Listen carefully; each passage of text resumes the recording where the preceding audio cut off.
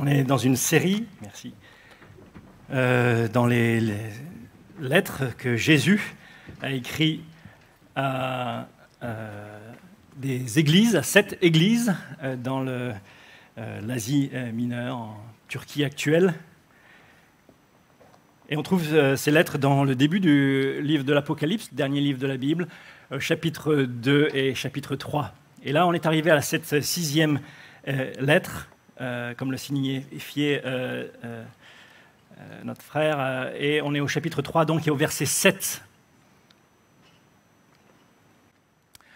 On connaît tous des églises, des pasteurs, largement bénis par Dieu. Elles voient de nombreuses conversions, elles mènent de grands projets, elles ont une grande influence dans leur ville et dans le monde. Leurs messages sont suivis par des dizaines, peut-être même des centaines de milliers sur YouTube. Elles ont des ressources humaines et financières importantes. C'est bien, c'est le texte en tout cas. Et j'ai visité d'ailleurs une de ces églises il y a une douzaine d'années aux États-Unis. Il y avait devant la chaire un magnifique bouquet de fleurs. Et quand je l'ai fait remarquer à un des membres de l'église, il m'a donné le budget des fleurs pour l'église, pour leur église. Et c'était à peu près le budget de notre église globale. J'étais un peu émerveillé ou surpris, ou je ne sais pas. Leurs pasteurs sont souvent très doués. Ils écrivent des livres qui ont un grand impact. Il arrive que néanmoins que ces pasteurs connaissent beaucoup de souffrances et des difficultés, et que les églises souffrent également. Il va t'aider. Ah ben ça y est, ça s'arrête.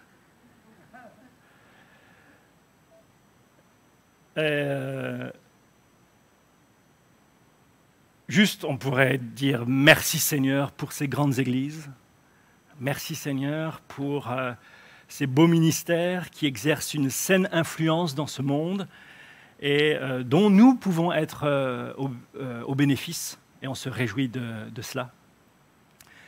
Mais l'église que nous étudions ce matin n'est pas vraiment de ce genre d'église. Elle est caractérisée au contraire par sa petitesse, par sa faiblesse. Et je vous propose de lire Apocalypse chapitre 3, versets 7 à 13. Écrit à l'ange de l'église de Philadelphie. Voici ce que dit le saint, le véritable, celui qui a la clé de David, celui qui ouvre et personne ne fermera, celui qui ferme et personne n'ouvrira. Je connais tes œuvres. Voici, parce que tu as peu de puissance, que tu as gardé ma parole et que tu n'as pas renié mon nom, j'ai mis devant toi une porte ouverte que personne ne peut fermer. Voici, je te donne quelques-uns de ceux de la synagogue de Satan qui se disent juifs et qui ne le sont pas, mais qui mentent. Voici, je les ferai venir se prosterner à tes pieds et reconnaître que je t'ai aimé. Parce que tu as gardé la parole de la persévérance en moi, je te garderai aussi à l'heure de la tentation qui va venir sur le monde entier, pour éprouver les habitants de la terre. Je viens bientôt. Retiens ce que tu as, afin que personne ne prenne ta couronne. Celui qui vaincra, je ferai de lui une colonne dans le temple de mon Dieu, et il n'en sortira plus. J'écrirai sur lui le nom de mon Dieu et le nom de la ville de mon Dieu, de la nouvelle Jérusalem qui descend du ciel, d'auprès de mon Dieu, et mon nom nouveau. Que celui qui a des oreilles entende ce que l'Esprit dit aux églises. Seigneur notre Dieu, nous voulons encore te remercier pour ta parole. Merci pour ces lettres qui nous sont à nous parvenues, qui sommes à la fin des temps et qui avons besoin encore de te demeurer attachés, fidèles, qui avons besoin de persévérance. Et je prie pour que tu nous aides à saisir le message et à le retenir pour nos vies à chacun et pour notre Église par Jésus-Christ. Amen. Chaque petite Église, dans un contexte difficile, trouvera cette lettre encourageante. Et je pense que c'est une parmi les 7 qui nous encourage vraiment à la fidélité.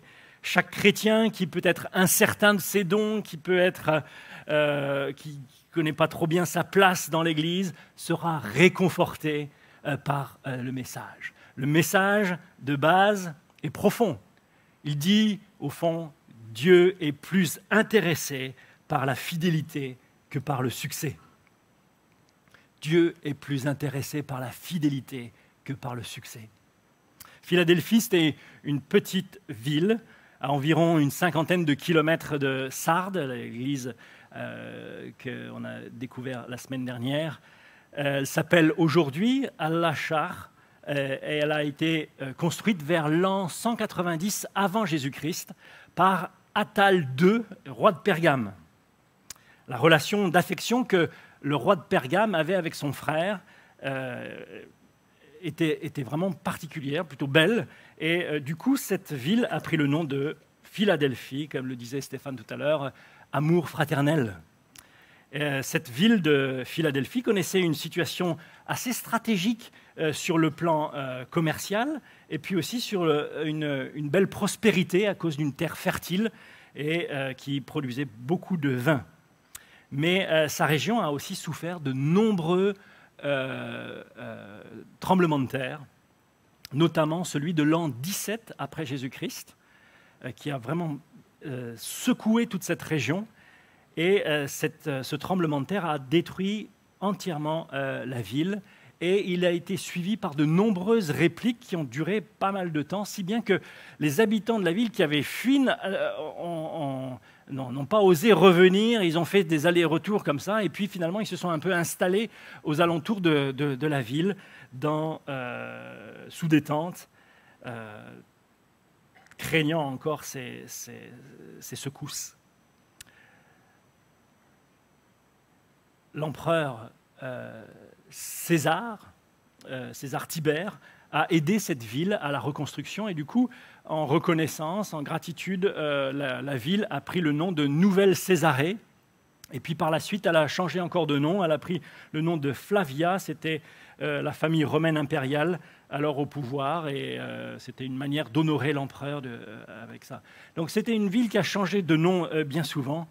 Les Écritures ne mentionnent pas cette église ailleurs, mais elle est probablement issue du ministère de l'apôtre Paul à Éphèse. On sait que depuis Éphèse, le témoignage de l'Évangile s'est répandu dans l'Asie. Les églises connaissent des luttes, et on connaît des luttes parce que nos églises sont composées de personnes imparfaites. L'Église n'est pas un lieu pour les gens sans faiblesse. C'est plutôt un lieu de communion pour ceux qui sont conscients de leur faiblesse et qui veulent et qui aspirent à ce que la force et la grâce de Dieu abondent dans leur vie.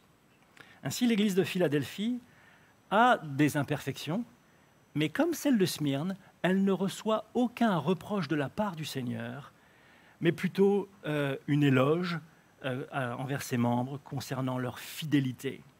Notre Église, le BTM, ferait bien de prendre modèle sur cette Église de Philadelphie. Elle a peu de puissance, mais parce qu'elle demeure fidèle au Seigneur, Dieu peut manifester sa puissance dans notre faiblesse. Oui, ça vaut le coup d'être fidèle, parce que Jésus ouvre les portes aux fidèles. On verra encore que parce que Jésus garde son peuple fidèle, et puis enfin on verra parce que Jésus honore les fidèles.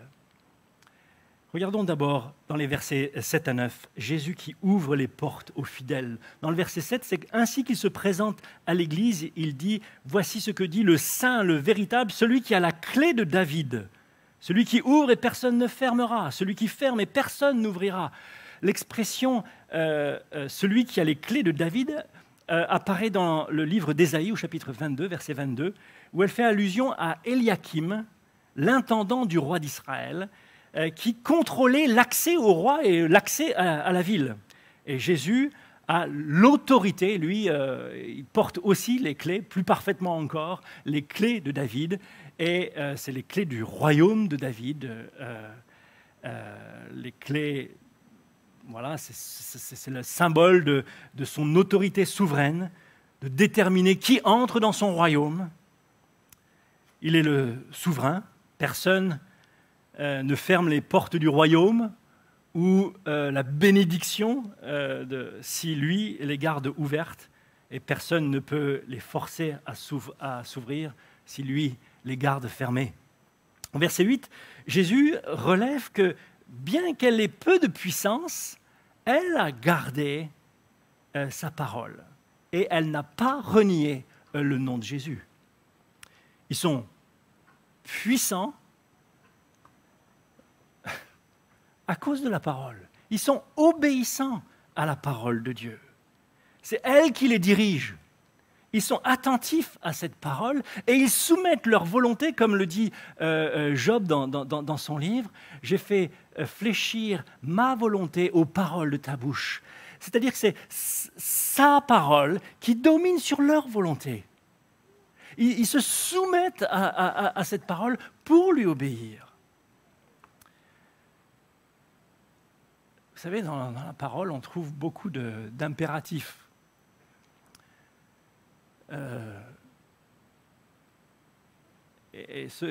Si vous avez étudié un peu les lettres de l'apôtre Paul, souvent il présente l'évangile et toutes les implications de l'évangile, et puis ensuite il donne tout un tas d'impératifs qui sont des conséquences de l'évangile. Si j'ai bien compris l'évangile, alors je suis poussé à obéir. Et si je n'obéis pas, c'est que je n'ai pas bien compris l'évangile qu'il a présenté.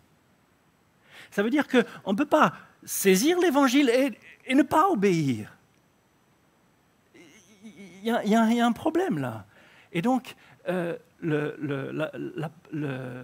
ici, ces disciples-là, ces frères et sœurs de l'église de Philadelphie, ils ont vraiment bien saisi l'évangile et ils ont pratiqué l'évangile. Ils se sont rendus obéissants, ils ont pris Jésus comme modèle. Ils n'ont pas renié son nom. Je pense à Luther, Martin Luther, le réformateur. Lorsqu'il a découvert l'évangile, il en a été bouleversé et il a écrit ces thèses qui ont bouleversé l'Europe. Ça a tellement ébranlé l'Église catholique qu'il a été convoqué devant la Diète de Worms. Et là, il y avait toutes les personnes les plus puissantes de l'Empire. Il y avait l'empereur lui-même. Et il y avait toutes les autorités les plus importantes de l'Église catholique. Et là, on lui a demandé de se rétracter de toutes les critiques concernant l'enseignement de l'Église et concernant les pratiques de l'Église catholique de l'époque. Et lui, il est faible. C'est un simple moine. Il a une attitude de rebelle à l'égard de ses autorités, une saine rébellion envers le système. Mais il est fort en Christ, fort de la parole de Dieu. Devant toutes ces autorités, il va dire « Ma conscience est captive de la parole de Dieu. Je ne puis ni ne veux m'en repentir, car il ne serait ni prudent ni salutaire d'agir contre ma propre conscience. Je ne puis faire autrement. Me voici, que Dieu me vienne en aide. Amen. » Prêt à supporter toutes les conséquences liées à son obéissance aux Écritures. Et ça doit nous pousser à bien étudier les Écritures, pour bien les comprendre et pour bien les pratiquer dans nos vies, les appliquer à nos vies. La pression s'exerce lorsque vous voulez rester fidèle à Jésus-Christ et à sa parole. Le monde déteste que l'on réprouve ses choix, sa manière de vivre. Les gens qui s'y risquent sont alors stigmatisés, ils sont souvent moqués, méprisés, persécutés parfois.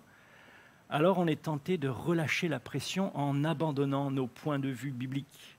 Mais Jésus dit ici, « Puisque tu demeures fidèle à ma parole, je vais t'ouvrir une porte que personne ne pourra fermer. » Que se serait-il passé si Luther, devant la Diète de Worms, avait dit « Je suis allé un peu trop loin dans mes propos, je m'excuse, je retire mes propos ».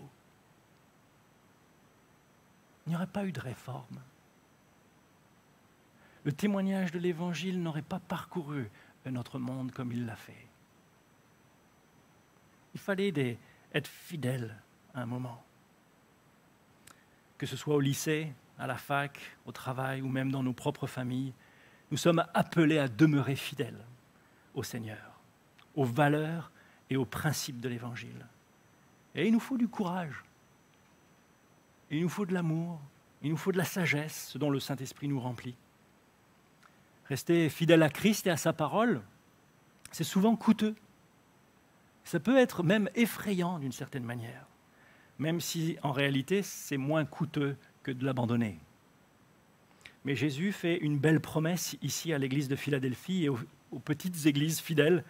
Au verset 8, il dit « Parce que tu as gardé ma parole, j'ai mis devant toi une porte ouverte que personne ne peut fermer. » Les portes ouvertes ici sont des occasions au fond de servir Christ. Ce sont souvent des opportunités de proclamer l'Évangile. Je vous cite un des versets qui porte cette expression en 1 Corinthiens 16. Paul, à la fin de sa lettre, écrit au verset 8 et 9, il dit « Je resterai néanmoins à Éphèse jusqu'à Pentecôte, car une porte grande et d'un accès efficace m'est ouverte, et les adversaires sont nombreux. » J'ai choisi ce verset-là parce qu'il évoque aussi les adversaires. Ça veut dire aussi que les portes ouvertes, ce n'est pas simplement des portes où la vie est belle, quoi, où il n'y a pas de difficulté, où il n'y a pas de souffrance. Mais une porte ouverte, c'est un accès, une occasion pour proclamer le nom de Christ et son évangile. Et au verset 9, c'est ce qu'il dit, « Voici, je te donne quelques-uns de ceux de la synagogue de Satan qui se disent juifs et ne le sont pas, mais qui mentent. Voici, je les ferai venir se prosterner à tes pieds et reconnaître que je t'ai aimé. » Comme l'église de Smyrne, les chrétiens de Philadelphie, eh bien, ils connaissent l'opposition farouche des juifs incrédules. Ce sont des juifs qui rejettent vigoureusement Jésus-Christ comme Messie. Et ce sont bel et bien des juifs de sang, si je peux dire, des descendants de Jacob. Mais sur le plan de la culture, sur le plan de leur cérémonie, ils sont bel et bien juifs. Mais sur le plan du cœur, dans le plan spirituel, ils ne le sont pas. Parce qu'ils n'ont pas reconnu Christ comme leur Messie. Et Jésus leur promet que le témoignage fidèle et persévérant des chrétiens de Philadelphie sera récompensé par le salut de plusieurs de ces Juifs qui les persécutent à l'instant. Ils reconnaîtront que Jésus est le saint et le véritable, comme c'est mentionné au verset 7. Et ça, c'est le saint, le véritable, c'est vraiment des titres messianiques de Jésus. Et aussi que ces chrétiens qui sont de Philadelphie, des chrétiens d'origine plutôt païenne, forment le peuple bien-aimé de Dieu. Dans la pensée de ces juifs incrédules, pensaient que les païens, c'était des ennemis de Dieu. Et là, Jésus dit, ils viendront et se mettront devant vous et reconnaîtront que vous êtes le peuple bien-aimé de Dieu. Ils reconnaîtront cela. Vous connaissez peut-être de l'opposition dans vos familles aujourd'hui, du mépris. Vous connaissez peut-être de l'indifférence ou du rejet. Il vous semble tout à fait impensable que certaines de ces personnes se tournent vers Christ. Souvenez-vous que c'est Jésus qui ouvre les portes.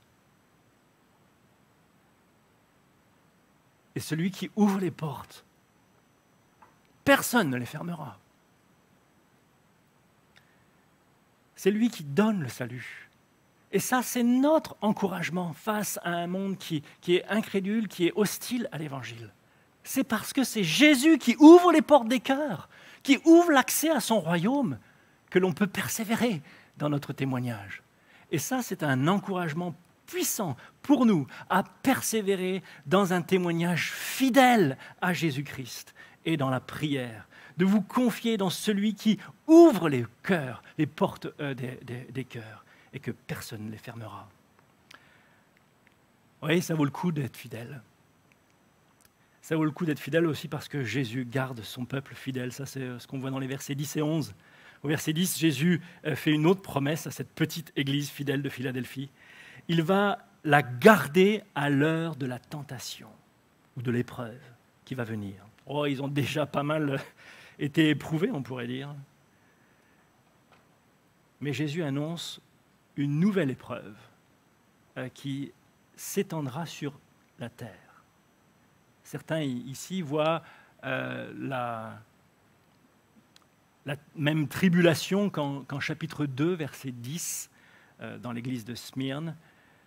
D'autres y voient une référence à la grande tribulation à laquelle l'église échapperait. La suite du livre de l'Apocalypse, en tout cas, met en scène une terrible épreuve. Et on voit pas mal de croyants qui sont persécutés par le dragon et ses troupes. Le dragon, c'est le diable. Mais en fait, en Apocalypse et dans les Écritures en général, le martyre des chrétiens est considéré comme une victoire sur Satan. Regardez ça en Apocalypse chapitre 12 notamment, verset 11. Il dit, je reprends un peu au verset 10, « Maintenant le salut est arrivé, ainsi que la puissance et le règne de notre Dieu et l'autorité de son Christ, car il a été précipité, l'accusateur de nos frères, celui qui les accusait devant notre Dieu jour et nuit. Ils l'ont vaincu à cause du sang de l'agneau et à cause de la parole de leur témoignage, et ils n'ont pas aimé leur vie jusqu'à craindre la mort. » Ils ont été fidèles au Seigneur, même jusqu'à la mort. Comme lorsqu'il a mis Christ sur la croix, Satan provoque sa propre perte chaque fois qu'il prend la vie à un croyant. Quand il a pensé triompher de Christ en le clouant à la croix, c'était par cette croix qu'il réduisait à l'impuissance définitivement l'œuvre du diable. Et quand il met à mort un chrétien, il propulse ce chrétien dans la gloire. Le voilà définitivement consolé. Pour le chrétien, la mort est un gain. Et les souffrances pour Christ produisent pour lui, au-delà de toute mesure, un poids éternel de gloire, nous dit la parole. Christ a la puissance d'affermir notre témoignage, de nous garder fidèles à lui jusqu'à la fin. Aujourd'hui, des millions de chrétiens connaissent la persécution ou la mort dans notre monde, mais Christ les garde fidèles.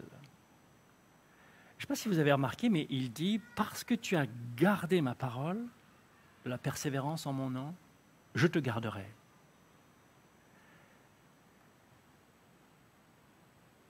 Qu'est-ce qui nous garde? Je te garderai, ça veut dire c'est Christ qui nous garde, assurément. Si on demeure fidèle jusqu'au bout, c'est parce que Christ nous garde. Mais c'est aussi vrai que parce qu'il garde sa parole, Christ les garde.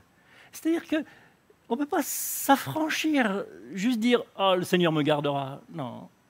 Il y a une dimension où je dois garder sa parole. Et parce que je garde sa parole, Christ me gardera. Et on ne peut pas scinder les deux, ça marche ensemble. Mes frères et sœurs, on connaît nous aussi des tentations en tout genre. Nous aussi pouvons persévérer, rester fidèles au Seigneur. Et comment? Au verset 11, il dit « Je viens bientôt ». Je viens bientôt. Comment rester fidèle? Gardez cette pensée. Christ vient bientôt. C'est la 4e fois qu'il est fait mention du retour de Jésus dans ses lettres aux églises, mais c'est la première fois dans ce sens positif et de cette manière. Je viens bientôt. À l'église d'Éphèse, il avait dit « Si tu ne te repens pas, je viendrai et j'ôterai ton chandelier ». À Pergame, il avait dit « Repens-toi, sinon je viendrai et te combattrai avec l'épée de ma bouche ». Et à Sardes, il avait dit « Repens-toi, sinon je viendrai te surprendre comme un voleur dans la nuit ». Mais ici, il ne s'agit pas de sa venue pour juger, mais là pour secourir, pour délivrer son Église. En disant « Je viens bientôt ». Jésus nous rappelle qu'il est le maître du temps. Il contrôle l'histoire. C'est son plan qui s'accomplit parfaitement. Ça veut dire aussi qu'il ne tarde pas. Il met sous nos yeux la perspective de son retour imminent. Et c'est l'encouragement dont nous avons besoin pour persévérer dans l'épreuve. Il y a une fin glorieuse à tout cela. Quand nous sommes proches d'abandonner, rappelons-nous qu'il vient bientôt. Pendant les vacances, j'ai repris un peu la course à pied. C'était dur. Et quand je suis prêt à arrêter, je me dis, je vais encore aller jusqu'au bout de la rue là. Et arrivé au bout de la rue, allez, encore là-bas, cette rue-là. Et puis je regarde ma montre et encore un peu jusqu'à... Et cette idée de « je viens bientôt », c'est ce qui nous amène à persévérer, à continuer, à garder notre attention sur le Seigneur Jésus-Christ. Il associe son retour au franchissement de la ligne d'arrivée de la course chrétienne. Alors n'abandonnons pas, mais retenons ce que nous avons, comme il dit ici, retiens ce que tu as, c'est-à-dire ton appartenance au royaume de Dieu, ton salut, la promesse de la délivrance, la protection divine. Persévère. Et tu n'as pas souffert tout cela en vain. Persévère. Nous menons tous des combats, nous connaissons des difficultés, mais ne lâchez pas. Persévérez, le Seigneur Jésus vient bientôt. Et puis enfin, Jésus, il est bon d'être une église fidèle, parce que Jésus honore les fidèles. C'est ce qu'on voit dans le verset 12. Il dit au verset 12, vraiment un bel encouragement, « Celui qui vaincra, je ferai de lui une colonne dans le temple de mon Dieu, et il n'en sortira plus. J'écrirai sur lui le nom de mon Dieu et le nom de la ville de mon Dieu, de la nouvelle Jérusalem qui descend du ciel d'auprès de mon Dieu, et mon nom nouveau. » Les vainqueurs, c'est simplement les croyants, comme on l'a déjà dit, ceux qui persévèrent, qui achèvent la course. Et il leur dit « Je ferai de toi une colonne dans le temple de mon Dieu, et il n'en sortira plus. » C'est une métaphore, bien entendu. Il n'y aura pas de temple dans l'éternité. La fin de l'Apocalypse dit que c'est l'Éternel qui est notre temple. Mais il dit, je ferai de lui une colonne dans ma présence, en fait.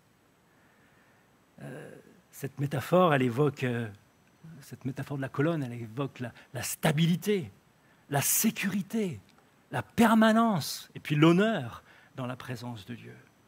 Vous vous rendez compte de ce que ça représente pour une église qui a connu des tremblements de terre, qui a dû fuir hors de la ville fréquemment, qui a vécu sous tente, qui ne trouvait pas de sécurité dans la ville.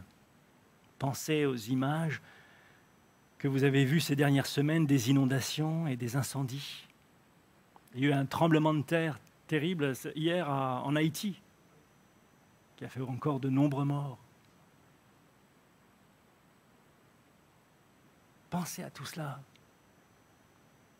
de savoir, je ferai de toi une colonne dans mon temple, une stabilité, plus de fuite, plus de crainte,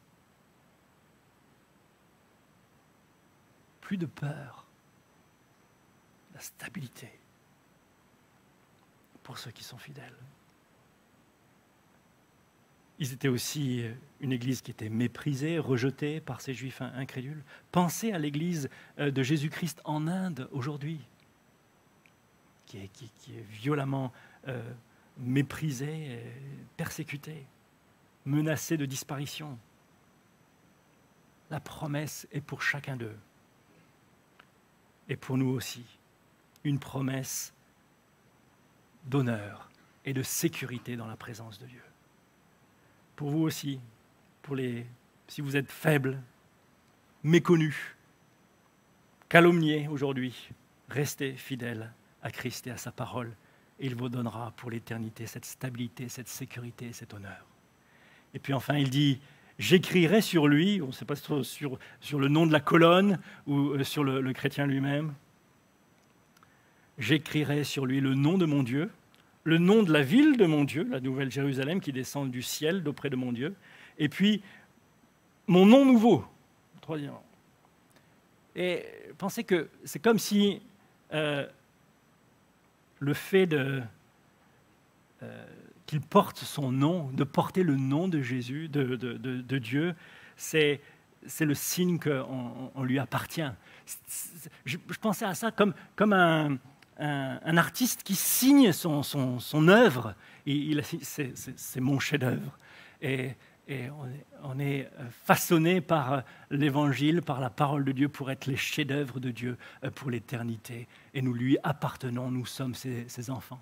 Et puis ensuite, il écrit le nom de la ville de mon Dieu, de la nouvelle Jérusalem. Pour nous, peut-être ça ne nous parle pas trop, mais comment on appelait Jésus? On appelait Jésus de Nazareth. Comment on appelait Paul? On l'appelait Saul de Tarse. Donc, ils étaient toujours associés à une ville. Nous sommes associés à une autre ville. Nous sommes concitoyens des cieux. Nous sommes gens de la maison de Dieu. Nous sommes des disciples de Jésus-Christ, des citoyens du ciel. Vincent de la Nouvelle Jérusalem. Enchanté. Et puis, il dit, ils porteront aussi le nom nouveau de Jésus. Et je trouve ça intéressant aussi, ce nom nouveau. Qu'est-ce qu'il a de nouveau là? Qu'est-ce qu'il aura de nouveau? En fait, le nom de Jésus, ils ont confessé le nom de Jésus. Et pour avoir confessé, pour ne pas avoir renié son nom, ils ont été victimes de tout un tas de persécutions, de mépris, d'opposition. Et il est dit ici qu'ils porteront le nom nouveau. Mais qu'est-ce qui est nouveau? C'est qu'au nom de Jésus, à ce moment-là, tout genou fléchira sur la terre, sous la terre et dans le ciel. Et toute langue confessera que Jésus-Christ est Seigneur. C'est comme s'il dit, ils avaient raison. Ils avaient raison de confesser mon nom alors qu'ils étaient méprisés à cause de ce nom-là. Ils avaient raison de le faire. Et aujourd'hui, ce nom est nouveau dans le sens où l'univers entier confesse que Jésus-Christ est Seigneur à la gloire de Dieu le Père. Et voilà ce qui devrait encore nous encourager. Dieu va honorer ses fidèles.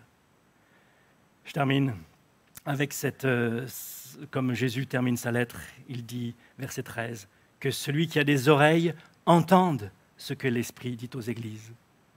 C'est une invitation à prêter attention, à être attentif à ce qu'il nous dit, avec un appel à retenir le message.